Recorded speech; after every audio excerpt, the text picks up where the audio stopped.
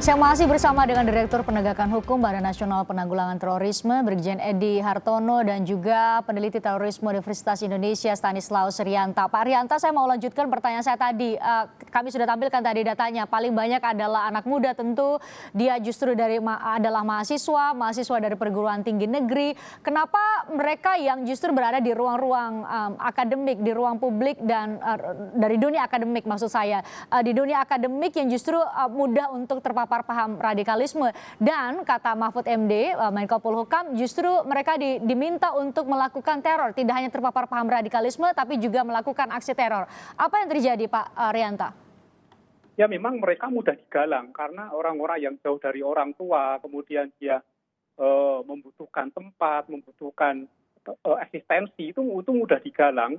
Kemudian dengan pemahaman agama yang dangkal itu mereka akhirnya mengikuti kelompok-kelompok perekrut, terutama dari penelitian memang justru malah orang-orang yang mempelajari ilmu eksakta. Ini kan menjadi pertanyaan yang lebih lanjut. Tapi memang kecenderungan bahwa mereka yang terlibat ini itu mempunyai latar belakang keluarga tertentu. Seperti remaja yang terlibat aksi teror biasanya adalah orang-orang yang broken home. Kalau anak-anak memang karena mengikuti orang tuanya, nah ini harusnya memang keluarga menjadi peduli terhadap anak-anak atau remaja yang berada di luar rumah supaya lebih dipantau kembali siapa kelompoknya, siapa lingkungannya, karena ini cukup signifikan dampaknya. Oke, faktor lingkungan dan faktor siapa yang bergaul dengan mereka itu menjadi penentu luar biasa ya, Pak Rianta.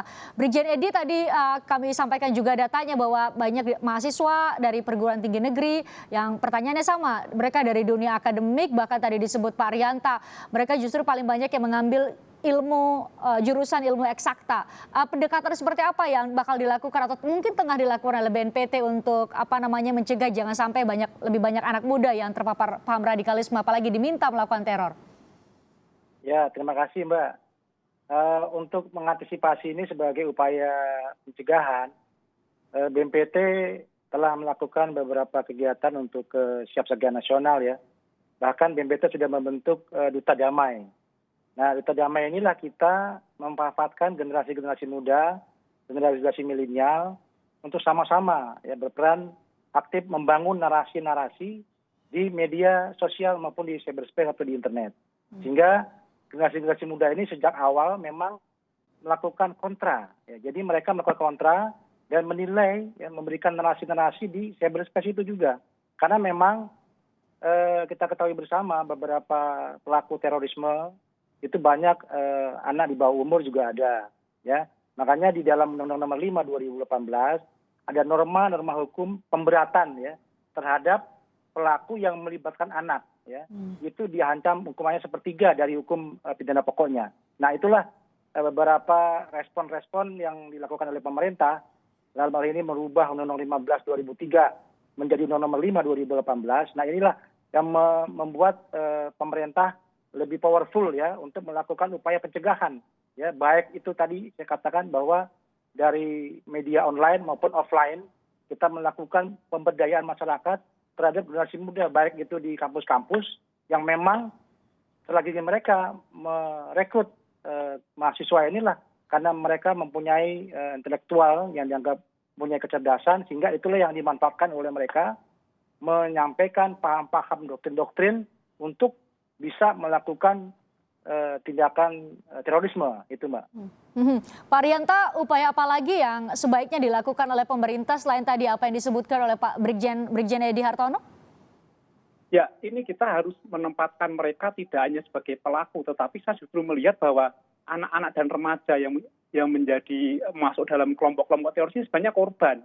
Mereka korban doktrinasi, korban propaganda. Jadi kita harus memperlakukan pertama kali mereka adalah korban. Jadi perlu memang pendampingan, kemudian rehabilitasi, dan terutama yang belum terpapar, ini negara harus mampu menghadirkan ruang-ruang bagi mereka untuk eksis. Jangan sampai ketika mereka butuh eksistensi, tetapi justru mereka tertarik kepada hal lain. Bayangkan anak-anak muda sekarang, Pak, mohon maaf saja, mereka mungkin tidak mau melihat situs-situs buatan pemerintah. Mereka lebih suka melihat situs-situs bagaimana membuat bom, bagaimana tentang nilai-nilai, tentang pembaruan, tentang keadilan, itu bagi mereka menarik. Nah, bagaimana ini tantangan bagi kita bersama, terutama pemerintah, untuk menghadirkan eh, konten-konten yang bermutu sehingga mereka tertarik, atau libatkan sekalian mereka, libatkan anak muda untuk membuat konten-konten tentang nasionalisme, tentang melawan paham-paham yang radikal. Karena kalau tidak dilibatkan, tidak dengan menggunakan cara-cara mereka, mereka tidak akan mau. Mereka tidak akan mau menggunakan cara-cara yang bagi mereka asing, atau mereka melihat situs pemerintah, mungkin mereka tidak ada daya tariknya, mereka tidak ada daya tarik. Ini kan yang menjadi PR kita. Jadi baiknya sentuh anak-anak, sentuh remaja dengan cara-cara mereka dan libatkan mereka sebagai agen of change. Ini penting. Kalau mereka yang sudah terlanjur terpapar, bagaimana mengubah pemahaman? Itu kan soal mindset ya Pak Arianta? Ya, ini memang PR besar, ini kerja keras dari pihak Densus ini ya. Kita harus mendukung Densus, terutama masyarakat, karena tidak bisa Densus bekerja sendirian melepaskan seperti ini. Jadi ini perlu kolaborasi antara masyarakat, kemudian Kementerian Sosial juga, Kementerian Agama, apalagi Kementerian Agama sangat signifikan.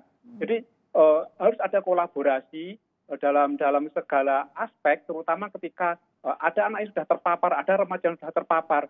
Faktor yang paling penting adalah orang terdekatnya, bisa gurunya, orang tuanya, atau mungkin ustadznya. Ini yang bisa mempengaruhi. Kalau pemerintah misalnya BNPT atau polisi sudah dianggap musuh, mereka didekati akan melawan. Jadi yang harus didekati pertama kali adalah orang terdekatnya. Nanti orang terdekatnya yang pelan-pelan akan mengubah pandangan mereka. Karena ideologi itu biasanya akan sulit untuk diubah. Yang bisa diubah adalah mungkin mereka lebih toleran. Ketika mereka lebih toleran, mereka mau mendengar orang lain, baru pelan-pelan untuk itu dibelokkan, diarahkan kembali jalan-jalan benar. Ini memang kerja keras dari Densus, dan kita tidak bisa membiarkan diri sendirian. Kita harus mendukung, masyarakat harus mendukung. Kalau tidak didukung ya akan sulit untuk mencegah ini. Bentuk dukungan masyarakat seperti apa? Menerima kembali mereka di tengah masyarakat, memberikan ruang kepada mereka, konkretnya seperti apa kira-kira Pak Arianta?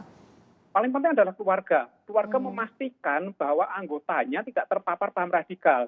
Jika sudah ada yang terpapar, sudah ada yang menunjukkan arah seperti itu, koordinasilah dengan aparat setempat, koordinasi dengan Densus, sehingga nanti akan diberitahu caranya bagaimana untuk mengetahui, kemudian kalau bisa melakukan deradikalisasi di tingkat keluarga. Ini penting karena kalau yang melakukan pemerintah sudah akan dianggap musuh, sudah akan menjaga jarak. Jadi keluarga yang paling penting bisa melakukan deteksi dini, cegah dini, paham radikal di lingkungannya. Ketika keluarga sudah bisa ditingkatkan lagi pada tingkat masyarakat, di tingkat RT misalnya, di tingkat RW, di tingkat desa. Jadi pemahaman dan kemampuan deteksi dini, cegah dini ini harus dimulai pada tingkat paling dasar, yaitu keluarga. Karena kalau ini bisa dilakukan, kerja desa akan lebih ringan. Tapi memang yang sulit adalah bagaimana memastikan bahwa keluarga-keluarga ini peduli. Karena faktanya justru ketika kasus bom Surabaya justru malah satu keluarga terlibat bersama-sama melakukan aksi teror. Jadi ini memang situasi yang sulit. Tapi paling tidak ketika masyarakat ini paham situasinya, kemudian mau bersama-sama pemerintah melakukan usaha untuk deteksi dini, cegah dini, saya kira ini bisa dilakukan. Oke, Brigjen Edi tadi poinnya adalah kolaborasi dengan seluruh elemen masyarakat, lintas kementerian, lintas lembaga, dan juga masyarakat pada umumnya. Seperti apa atau sejauh apa BNPT melakukan kolaborasi, kerjasama, koordinasi dengan sejumlah pihak terkait? Terima kasih Mbak. Tadi kami kembali kepada amanat Undang-Undang Nomor 5 2018 ya, bahwa diamanatkan negara wajib melakukan pencegahan.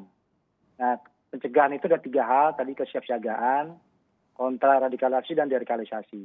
Nah, di mana kesiapsiagaan nasional ini kita melibatkan kementerian lembaga.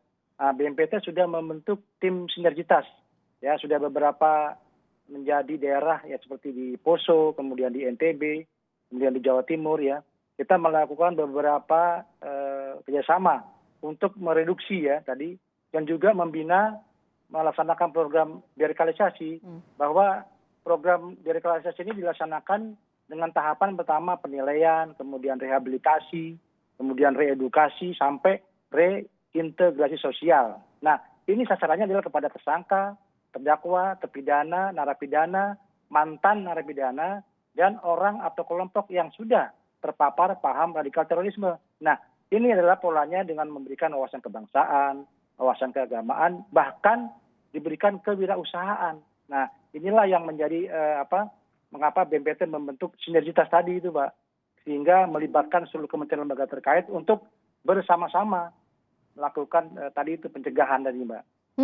Dibutuhkan sinergi dan kolaborasi dengan sejumlah semua pihak, termasuk juga masyarakat yang tadi Pak Rianta menjelaskan ternyata dari kelompok sosial terkecil yaitu keluarga, cara untuk mencegah lebih banyak lagi, jangan sampai lebih banyak lagi anak muda terpapar paham radikalisme. Terima kasih Direktur Penegakan Hukum Badan Nasional Penanggulangan Terorisme, Brigjen Edi Hartono, dan juga peneliti terorisme Universitas Indonesia, Stanislaus Rianta, sudah bergabung bersama kami di Sapa Indonesia Malam.